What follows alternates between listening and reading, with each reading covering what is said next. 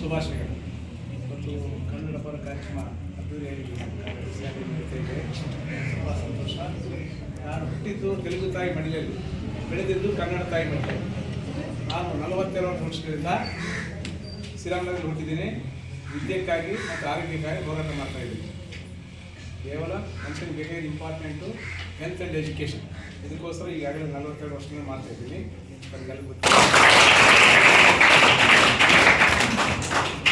Scholarship ಕೊಡೋದು ಈ ಥರ ಮಾಡ್ತಾ ಇದ್ದೀನಿ. ಮತ್ತು ವಿಶೇಷವಾಗಿ ಈಗ 19ನೇ ತಾರೀಕು ಪುತ್ತೂರಲ್ಲಿ ಹೆಲ್ತ್ ಕ್ಯಾಂಪ್ ಇಟ್ಕೊಂಡಿದ್ದೀವಿ.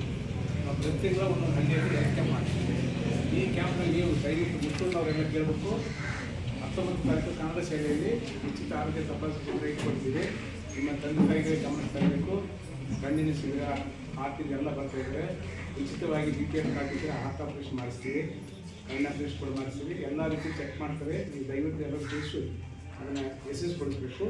ಇದೇ ಥರ ನಮ್ಮ ಕನ್ನಡ ಪರ ಅನೇಕ ಕಾರ್ಯಕ್ರಮ ನಾನು ಭಾಗವಹಿಸ್ತಾ ಇರ್ತೀನಿ. ಅವ್ರಿಗೆಲ್ಲ ಗೊತ್ತಿದೆ.